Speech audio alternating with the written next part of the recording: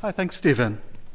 I would like to just start off by thanking the organizers of this series, Stephen McAdams and Kit Soden, also the pianists Chris Goddard and Zhenni Lee, who will be performing at the end of this talk. I'd also like to thank David Rafferty and his team and the house managers for setting up all the production and filming. So today in this talk, I'm going to be talking about two ideas that are really central in Western music of almost all historical periods. I'll be looking at the idea of echo, imitation, or canon, and also the idea of transformation. This could include things like transpositions, inversions, and we'll see in the piece under discussion today some unique pitch encodings. I'm going to be focusing on how all these ideas play out in a 2001 composition by the British composer George Benjamin, and Chris and Zhenni will be playing this in full at the end of the concert. So my research really falls under the heading of music theory and music analysis. And just to explain where I come from, I thought I'd take a few minutes to talk about those, and particularly the difference between them. I did some of my graduate studies with the theorist David Lewin, who had a very interesting response to this question of what is theory and what is analysis in an article from 1969. According to David, theory attempts to describe the ways in which, given a certain kind of music, a body of literature, musicians have thought of music, the way they've thought about sound, the way they've structured it conceptually, and they've theorized in this way, really independently from any given piece. So theory is in reference to a large body of literature, maybe even a large historical period. So sometimes when I'm working as a theorist, it's thinking about big concepts, general concepts. I think all of us in the field also work as analysts, though, and when we're analysts, we're interested instead in working with specific pieces. And I really love how this article is phrased, so I've put in this long quote. The goal of analysis is really to hear a piece better, in detail and in the large. So an analyst is interested not so much in making these general points that apply to a large body of music. When we're analyzing, we really want to study individual pieces and bring them out in all their uniqueness, all their specificity. David says, in this sense, analysis is really antithetic to theory. So a theorist is interested in saying all these general things about a piece. This piece is a sonata, this piece is in D minor, etc. The analyst is really interested in the specifics of the piece. What is it? What is this thing we're listening to? So in my talk today, I really hope to be coming at this from two different directions. I'll be looking at some very big theoretical concepts, echo and transformation. I want to kind of reflect these through my own studies of a few general approaches to composition and to listening. I'll get into those in just a moment. But I also want to spend some time getting familiar with the piece itself and really getting to know how this sounds and how it works. So let me start first with the notion of echo. And I struggled a little bit to choose the correct term here. We thought additionally of repetition, of imitation, of canon, but echo seemed to be very general and also have some ties to ideas outside music.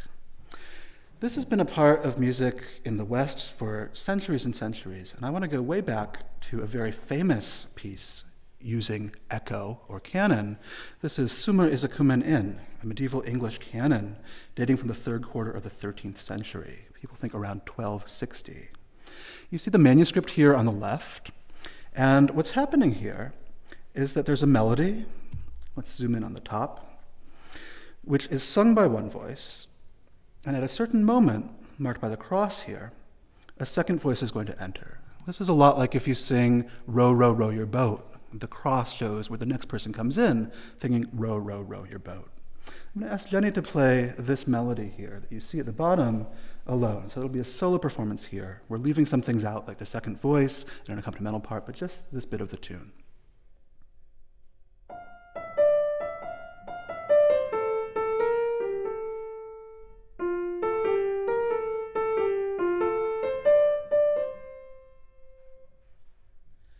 I want to introduce here a couple terms that will be really useful for the rest of my talk. These are wonderful old Latin words. So we have the dux, or the leader, and the comes, or the follower. So here I've taken that single line and broken it into two different staves, and you see that the dux here is imitated by the comes at the distance of one measure. The cross shows where the comes should enter. And like all canons, this creates a very specific challenge for the composer who's writing this melody. The melody has to fit with itself, essentially. It's repeated down here, and the second bar of the dux has to fit with the comes, which is repeating the dux. So there's a lot of self-reference going on here. Let's hear now both Chris and Zhenni together. I'm going to show you the whole melody here. And when the cross comes along, Chris will enter with the same tune as Zhenni, and they'll play through the very end of this passage.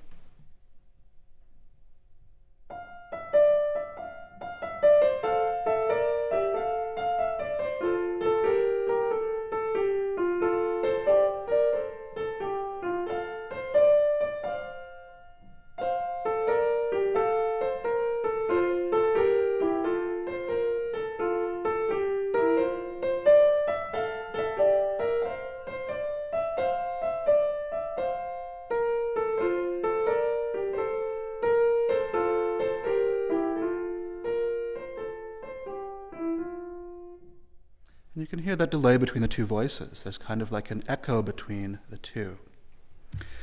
So this is the central idea of echo, but we're going to see this modified very often by further transformations. And transformation can mean a lot of different things to musicians. Very often, when it's combined with echo or canon, we'll see that the comes is actually going to transform the music of the dux. This is something that happens all the time in the music of J.S. Bach. And the Goldberg variations are filled with this kind of thing. The Goldberg variations give us actually a whole range of canons at every interval from the second, well, from the unison, in fact, through the second, third, fourth, and fifth, all the way up to the ninth. So this is a case where the comes on top here is a transformed version. It's not a literal repetition, but it's moved up by the interval of a ninth. I'm going to ask Zhenni to play just the dux, just the leader, which is the lower staff here.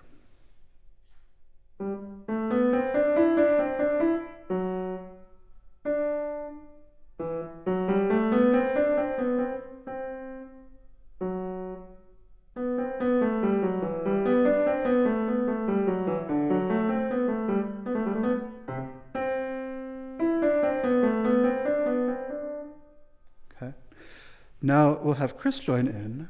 He'll be the comes part on the top line, transposing everything that Zhenni just played up a ninth and one measure later.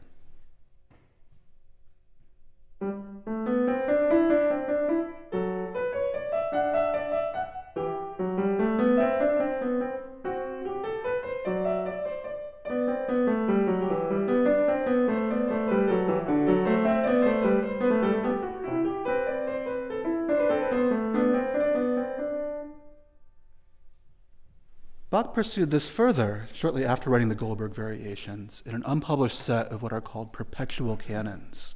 What this means is that it's a canon where the dux enters, the comes follows the dux, and then they end up kind of chasing each other around in an endless loop at the end. So this is a manuscript that was only discovered in 1974, and the manuscript is notated as a number of puzzle canons. So presented with this, you aren't given both voices together. What you're given is kind of a hint as to how the canon works, but it needs to be worked out by the musicians. The title here, Verschiedene Kanones über die ersten 8 Fundamentalnoten vorheriger Arie, means it's various canons over the first 8 notes of the bass of the previous aria. And that previous aria is the Goldberg variations itself. So let's take a look at the first one of these. This is marked canon simplex, so a simple canon. It's not quite as simple as that would imply. The reader here has to do something a little unusual. He's going to look at the bass line here, and then at the end here, there's a clue. You see that there's a bass clef written backwards, and even a time signature written backwards. And this is the tip-off that you have to play the comes in reverse compared to the dux. It looks like this. I'm going to ask Zhenni to begin now with the dux. This will go down through 8 notes. After 8 notes, Chris will be entering with the comes, which is a reversed version. So exactly the same notes, but in retrograde order.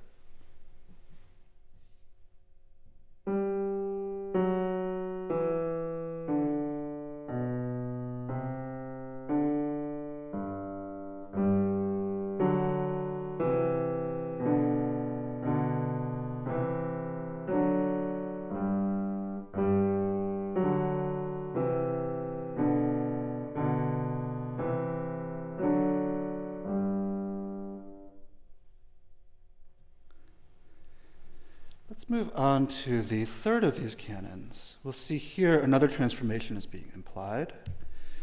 Bach is now asking us to play in motu recto e contrario, so motion both correct and contrary, we could paraphrase. Here the tip-off is in the left-hand corner, and what a musician of the time would see there is an upside-down soprano clef. So this upside-down clef is telling the reader that this has to be read in inversion. It has to be read upside down. So instead of being retrograde, reversed in time, this is kind of flipped in pitch space. Everything that went up now must go down. This is what it looks like in fully written out notation. So again, I'm going to ask Zhenni to begin with the dukes. Chris will enter earlier this time after just 4 notes, and you'll see the comes is an upside down version of the dukes. You can kind of follow the up and down contours there.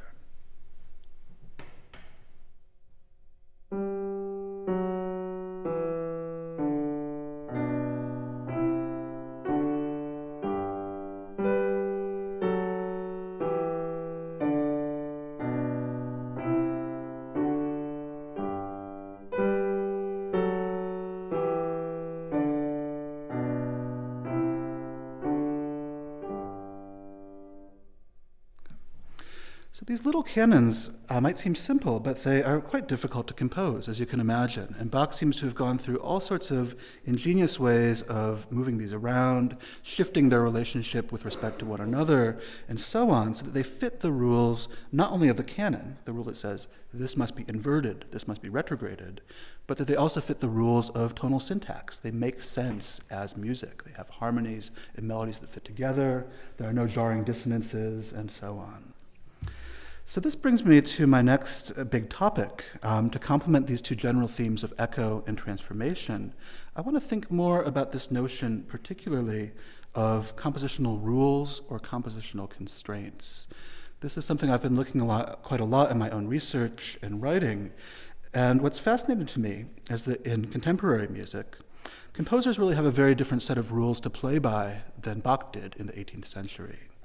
Composers of the present day have very few rules that are imposed on them from outside, but they can choose to work within certain rules. And George Benjamin's piece is a great example of this, a composer really posing himself a number of challenges which he then has to react to and create within. So I have an example now from the literary world where constraints are quite important for a certain group of writers. I'm thinking of the French writers who worked under the name Oulipo. Oulipo was the Ouvroir de littérature potentielle, the workshop for potential literature. And this was a sort of loosely organized group of writers founded by Raymond Queneau and François Le Lyonnais. And this particular excerpt is from a novel by Georges Perec, a member of the group, La Desperation, published in 1969. So Perec was very interested in this notion of setting himself constraints, setting himself rules in which he'd work. And for his writing, this seemed like a way of inspiring new creativity, maybe directing it in ways that would be unexpected otherwise, and discovering new ways to express himself. So although the rules might seem very strict and very limiting, they actually led to breakthroughs in expression and style. So this is a little excerpt from La Desperation. It's the first section, actually. And there's a specific constraint going on here. It doesn't stand out immediately, but if you look at this a little bit, it's rather odd French, actually. And what's happening is that Perec has chosen to avoid every instance of the letter E. And this is not so easy, especially in the language French, which has so many ER endings, for example. So in this section, Perec is doing certain things that really lead him away from a regular, everyday style of expression towards a slightly artificial, very tense style of expression. And some things that he does here that I think are unique to the constraint of avoiding E's and unique to the French language are avoiding feminine verbs. So he never has to say elle, for example, or une.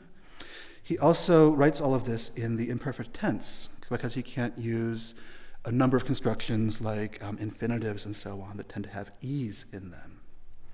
And quite amazingly, this whole passage was translated by the writer Gilbert Adair. His title was not La Desperation, it was A Void. And the translation is rather loose, as you'd imagine it has to be. And we see that there are some big differences between the French and the English version.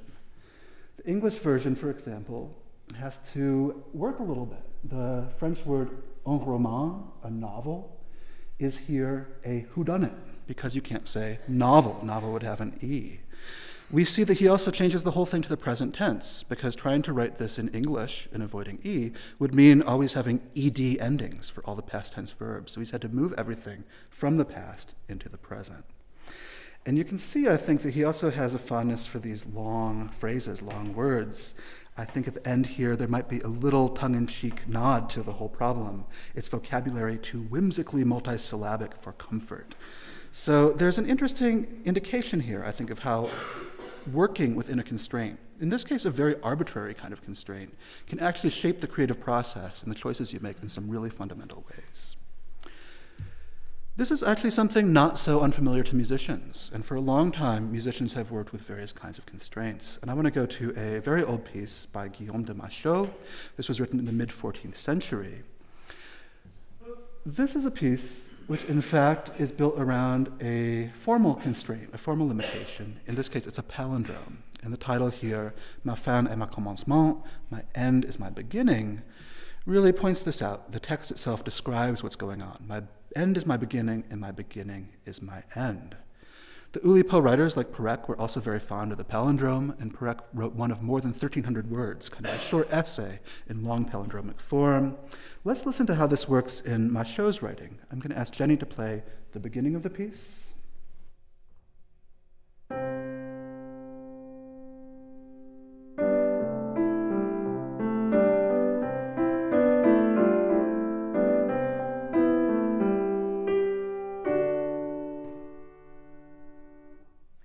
As those are the first 5 measures, they'll be answered at the very end of the piece, which is the same as the beginning in reverse. Chris will play this part.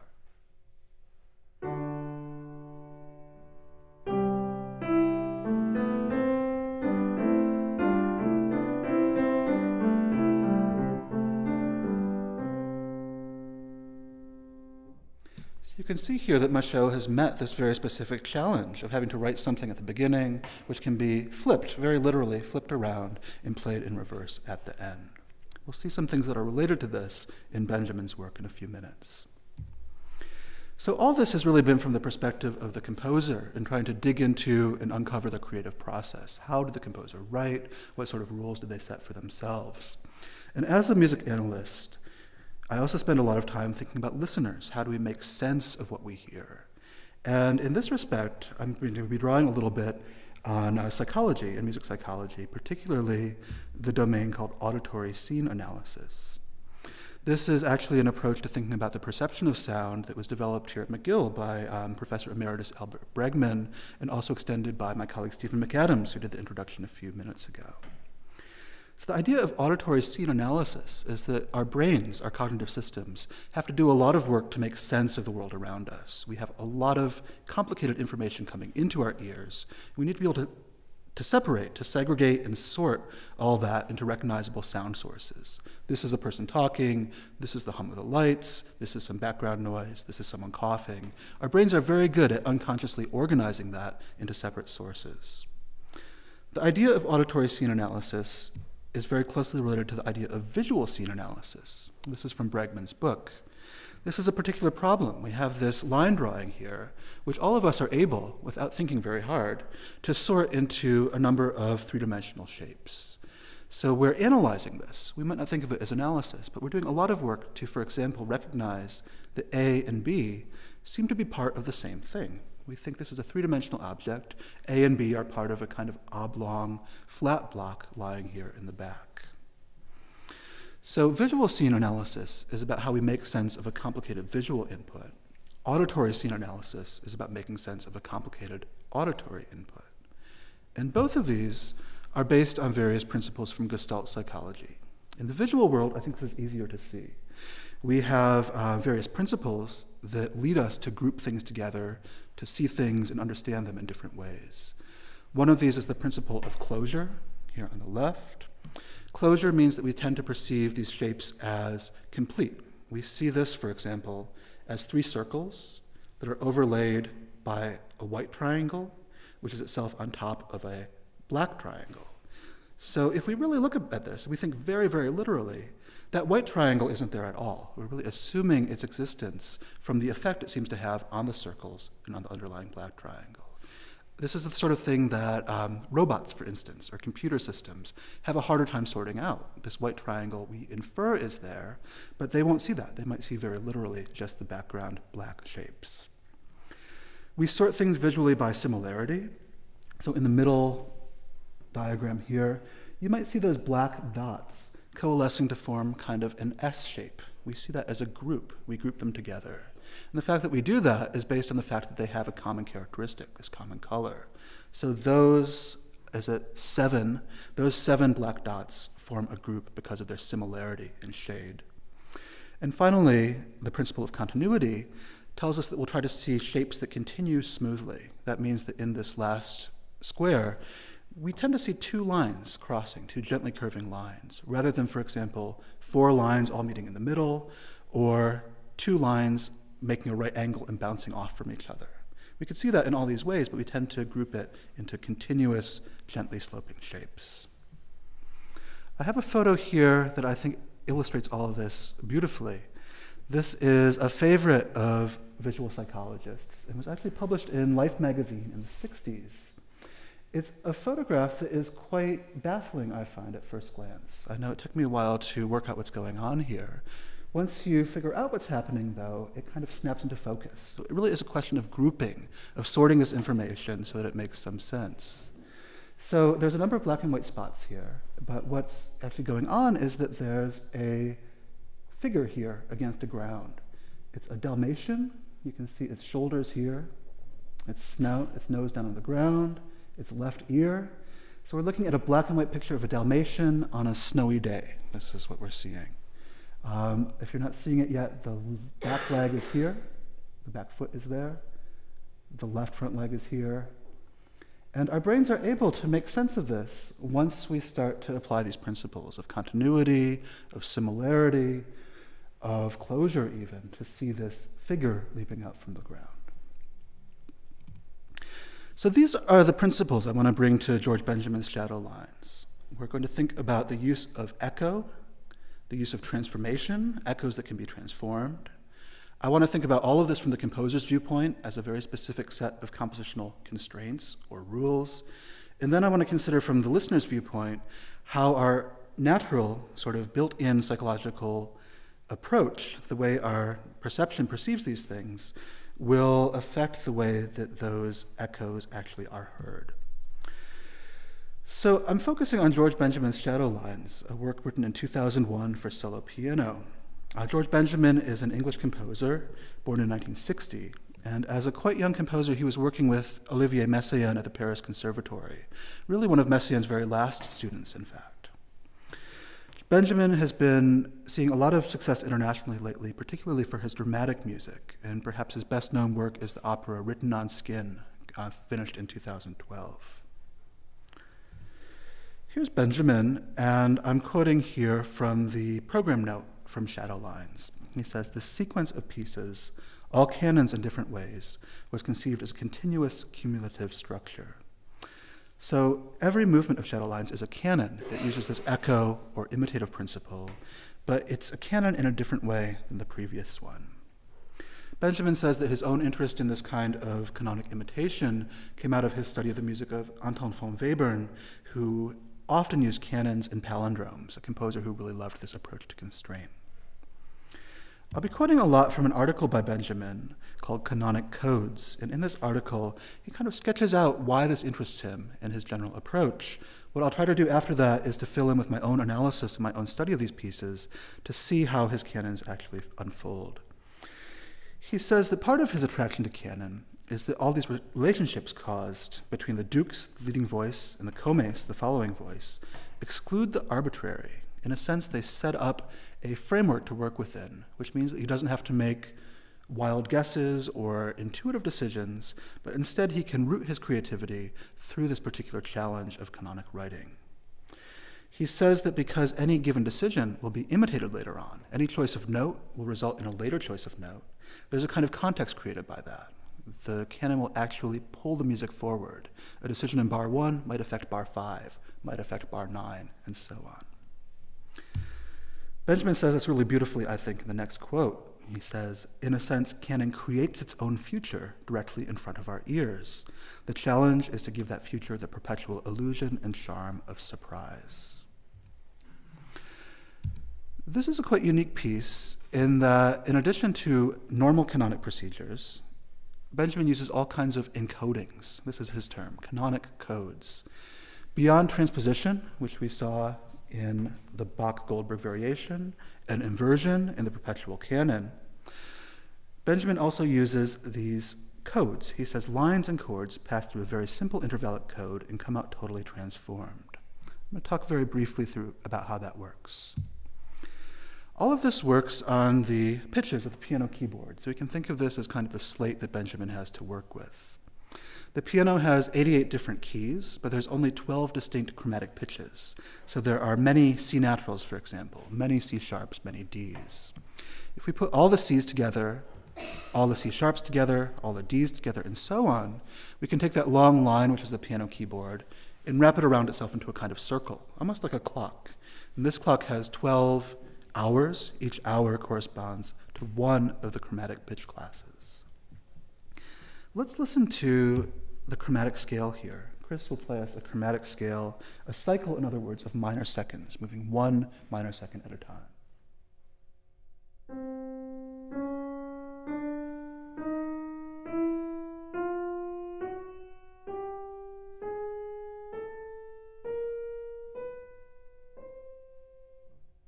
And by the time we reach the end of that chromatic scale, we've circled back around to C. So we've made a circle from C back to C. There's another way to do this and to pass through every pitch class while going around the clock, and that's to move not by semitones, but by perfect fourths. So this is another exhaustive cycle through the pitch classes, but the interval this time is much wider. Chris, could we hear this?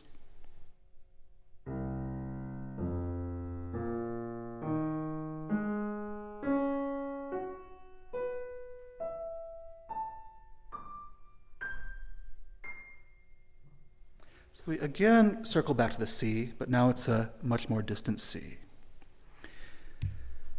Benjamin's encodings are all about putting these two cycles together. And what happens is that he treats this like a cipher wheel or maybe a decoder ring. Any pitch that comes in on the outer circle will be transformed into whatever pitch is next to it in the inner circle. So for example, we could take these pitches, the 6 pitches that make a chromatic cluster. This will sound very dissonant and very dense. Chris?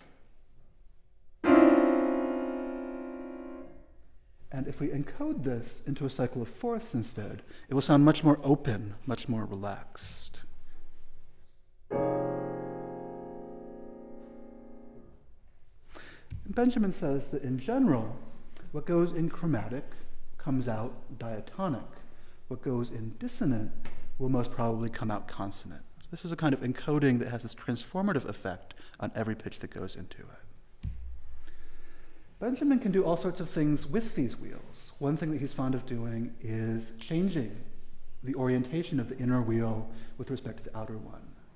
So it can turn so that the pitches are mapped differently. Here C goes to D instead of to C. We can turn this again to get yet another encoding and bring it back around to where we began.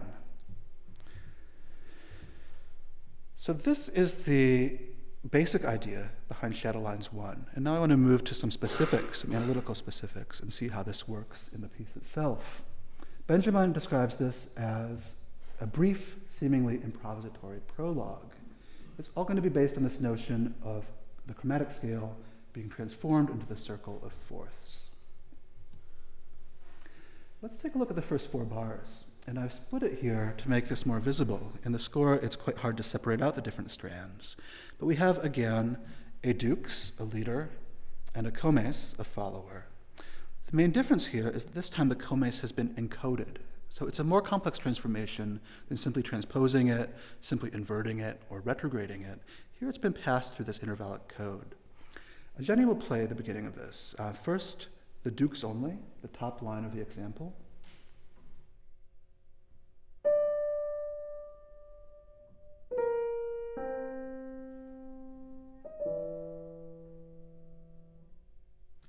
Next, the comes only, the bottom line only.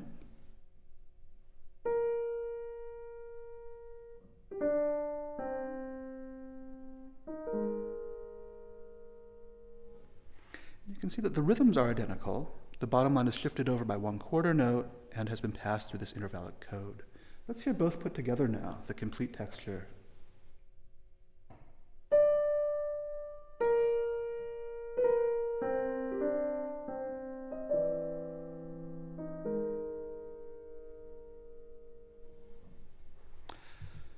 This idea continues in the next 4 bars. We'll see here again a dukes, an encoded comes, and then the combination of both.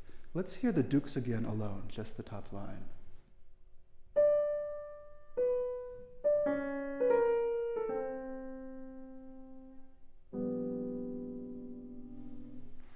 Now the bottom line, the comes.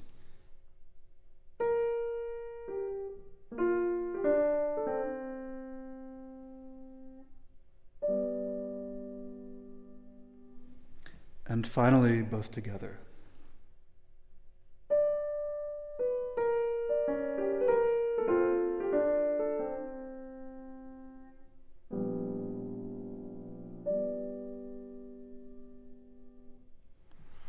If your hearing of this is anything like mine, you find that it's quite hard to untangle these 2 threads. There's 2 voices here, supposedly, a leading voice and a following voice, but very often it seems like there's just one line going on.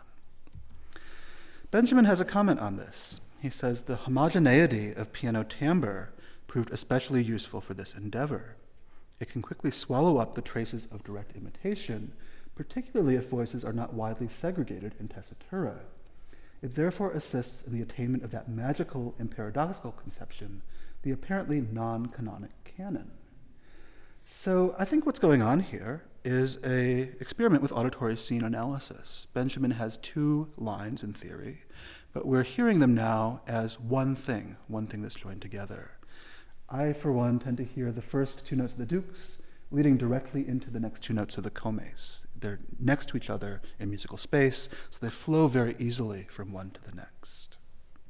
We're going to see this in an even greater form, I think, in the next section. This is where the music breaks into these fast-moving triplet 16th notes.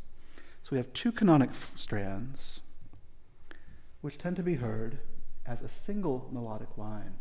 And you can see here that there's a certain leaping back and forth between the dukes and the comes, but when they collapse together on the bottom system here, it seems like an uninterrupted string of notes. I think this is the ultimate in fusing the 2 voices together and having this non-canonic canon. Let's hear this part, Zhenni.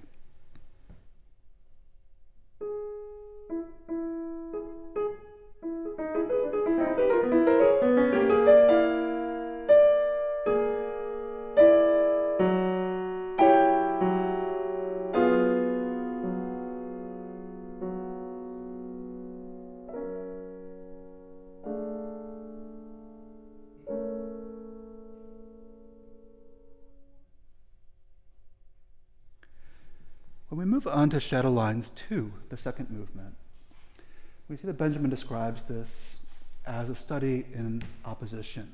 The higher register, fierce and highly chromatic, against the lower, which is consonant and calm. A compact coda reconciles these opposites. This takes up the same kind of code as in movement 1. We have an outer circle of a chromatic scale, an inner circle, a circle of fourths. However, Benjamin changes the orientation of these. He rotates the inner circle so that C maps onto B, C sharp to E, and so on. As we go through the piece, we'll see that Benjamin actually plays with a few different versions of this. He rotates the inner ring so that C goes to E flat, and later so that C goes to G. So he has 3 versions of this to choose from, 3 encodings to pass the dukes through. I'm going to focus on a part at the very beginning, still using the leftmost in the diagram. So in this movement, rather than blending dukes and comes together into a single non-canonic canon, as in movement 1, Benjamin actually works hard to make them absolutely distinct from one another. We get two very distinct textural layers here. There's a dukes, which is fierce and highly chromatic, as Benjamin said.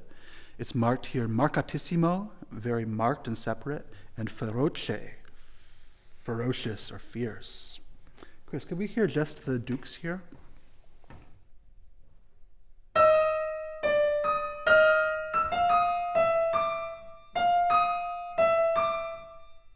You can hear these very dissonant intervals of major sevenths and minor ninths echoing out all through that.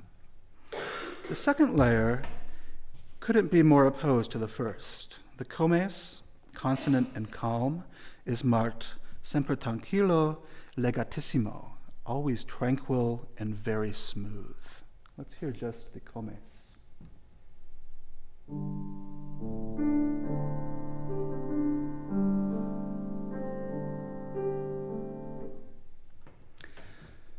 So the contrast here is something that really helps keep these two voices independent from one another. Rather than fusing together, we get the dukes with all its sharp dissonant intervals transformed by the code into the comes with these gentle fourths and fifths. Benjamin is still using the Gestalt principles here, but this time, instead of applying them to create the effect of fusion, he's using them to keep the voices apart. So he's using the same ideas, but for opposite ends. Let's hear now the layering of these two different voices, and Chris is going to play a longer passage, starting here but continuing into the piece.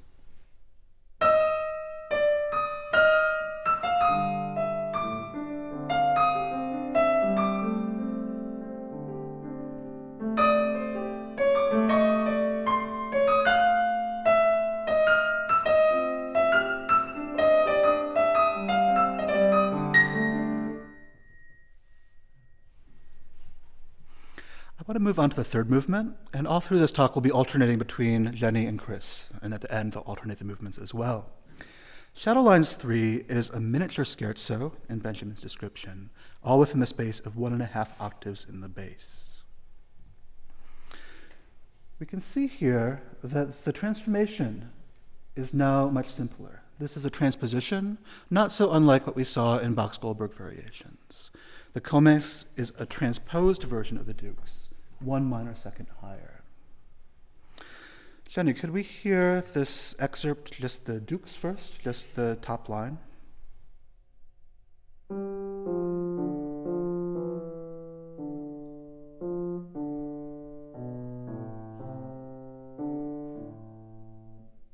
It's actually a very simple, almost modal sounding melody.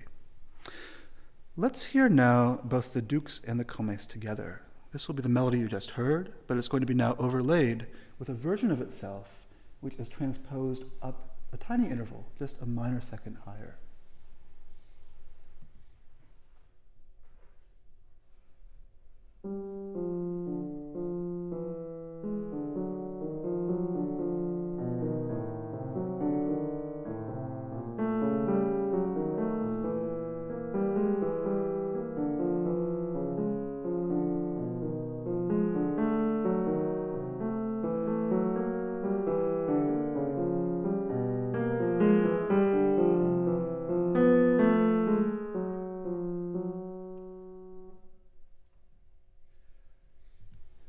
Benjamin has set a number of limitations on himself here. We have this constant imitation with a transposition applied to it.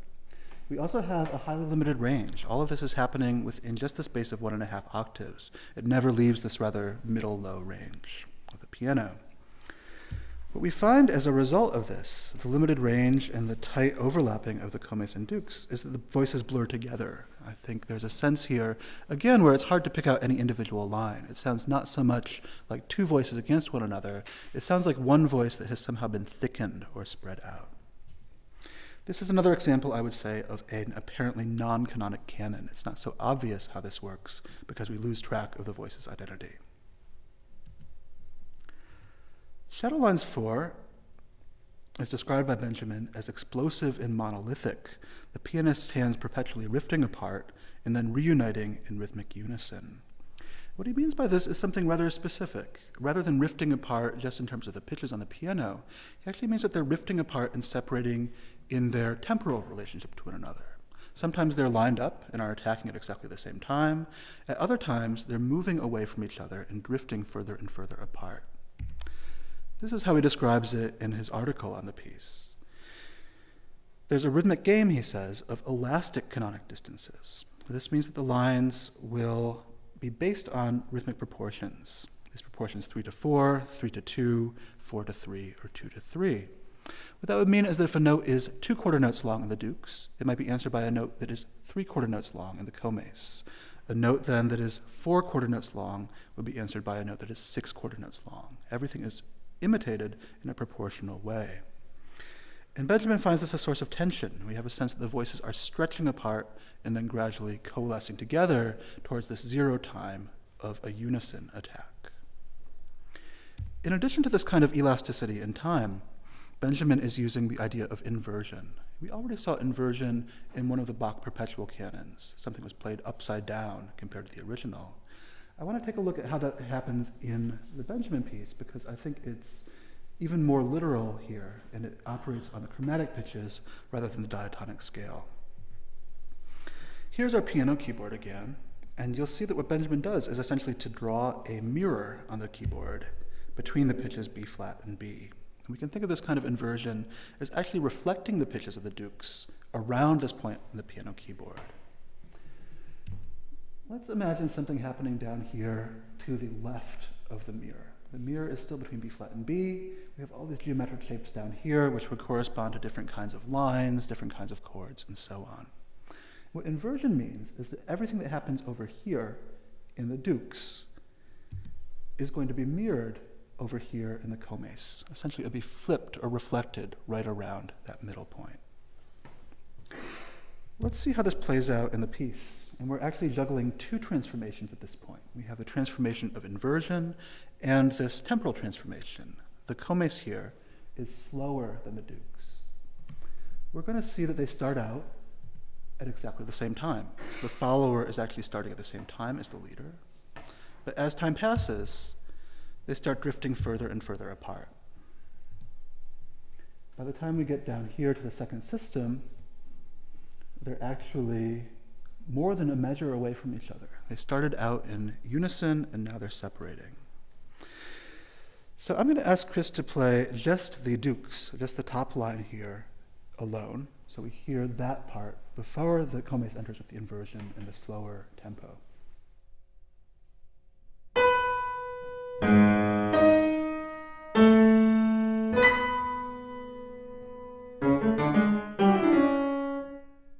I think Benjamin has gone to great lengths here to make this a very carefully chiseled and sculpted line so it's easy to remember and easy to hear.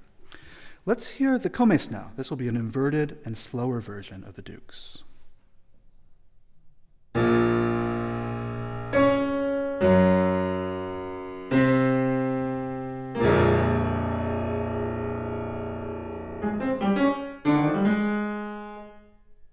I hear the inversion especially at that last little flourish that now goes up instead of down.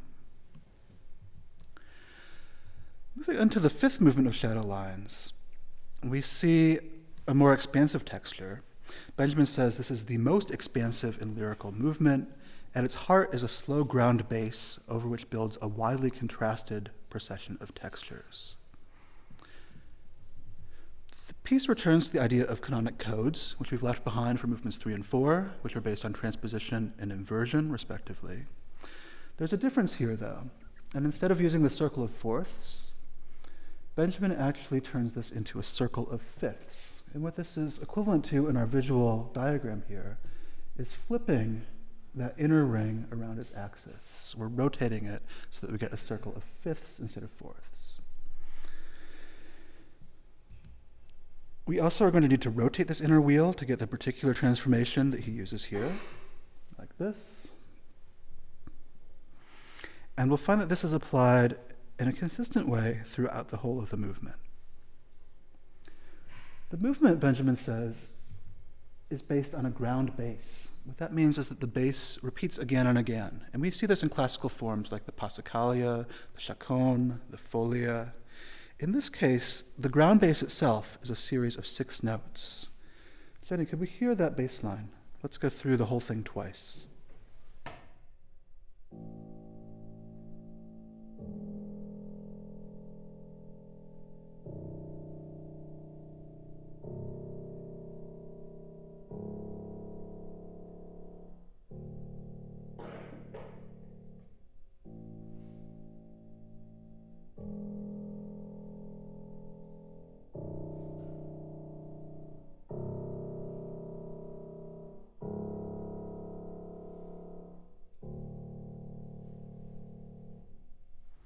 So this bass line, although it sounds like a single thread, is actually 2 different canonic strands. The first 3 notes of the dukes are transformed into the 3 notes of the comes.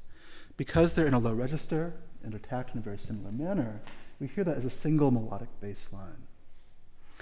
I'd like to listen for this 6-note pattern in the bass as Zhenni plays an excerpt from the middle of the movement.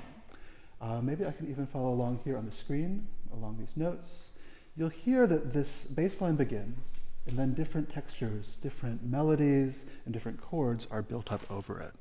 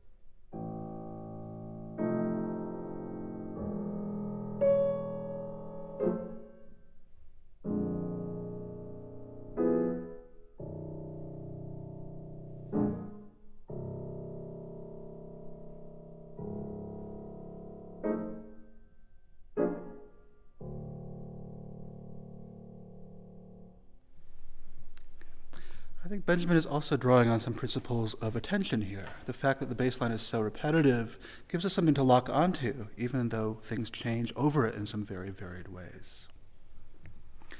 To the final movement of Shadow Lines, we'll see that this is a gentle flowing epilogue, and this is based on a kind of twist to this whole notion of canonic codes. Benjamin returns to this idea of the circle of fifths. This time, though, he's going to split this into 2 separate ciphers. He takes only certain notes from one of them. Let's see. Well, first, the second cipher is transposed or twisted. After this, Benjamin is going to select just a few notes, 6 notes from each wheel. You can see that there are 6 notes in red on the left and 6 notes in yellow on the right. He disregards all the others and actually recombines these now into a single encoding that has characteristics of each. So the result of this is very clever, I think, because the outer wheel, the chromatic scale of 12 different pitches, is now reflected into an inner wheel with only 8 different pitches. So there's a simplification there. Things can go in quite chromatic and will always come out as the white notes of the piano. You see there are no accidentals, sharps or flats here, plus the pitch B flat. It has a kind of simplifying characteristic. We're going to see how this works in a sample here. This is not by Benjamin, but I thought it'd be useful to have an example of how this works. This is a highly chromatic melody that works its way through all the pitch classes of the outer wheel. Chris, can we hear just the sample?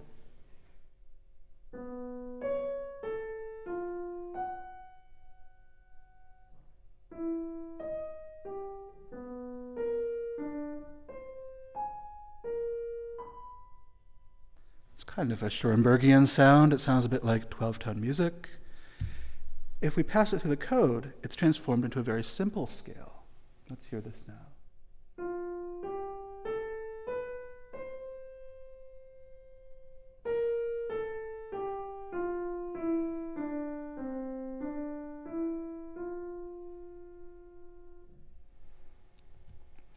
This is exactly the kind of transformation that happens between the dux and the comes in the final movement. The dux is on the top line here. Chris, let's hear this alone.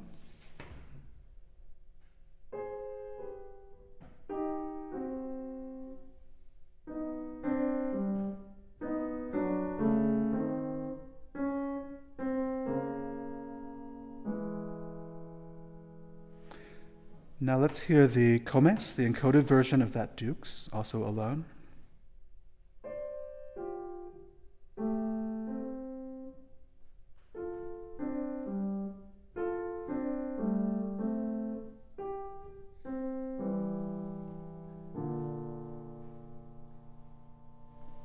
I think you can hear the simplifying effect there. This is now almost all on the white keys of the piano alone until the very last chord. What happens, as in Benjamin's other movements, is that these two now fit together, and they fit together quite seamlessly, again to create a very fluid and continuous texture.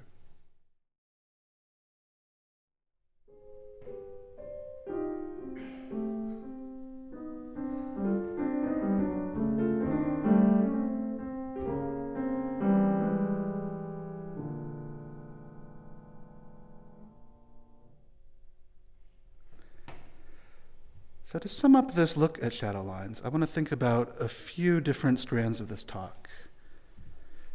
First, we've noticed the role of echo, of imitation, of repetition. Every movement is based on some strict canonic imitation. That imitation is never an exact repetition. We never simply hear the same thing twice. It's always transformed in some way, and this could include transposition, inversion, time stretching, and all these various encodings that we saw with the wheels. What this amounts to from the composer's perspective is working within some very specific limitations, kind of like Machaut in his palindrome, or like Georges Perec in his novel La Disparition.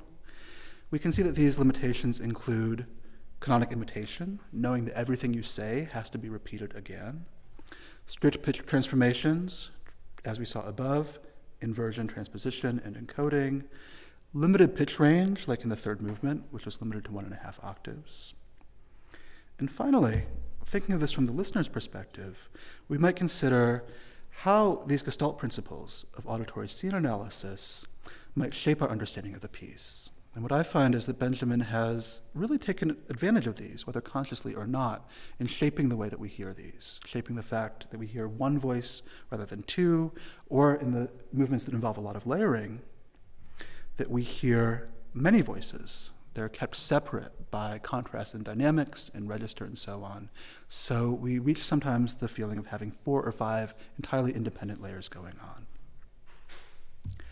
So I'd like to move now to the performance of the piece by Chris and Zhenni. I'm going to cue the beginning of each movement up here, just so you know where you are in the overall form. And I'm going to step aside for now, except for turning pages in movement 5. Afterwards, we can take a few minutes to take some questions about the piece. I'll answer some, and you can ask the performers as well. Thanks.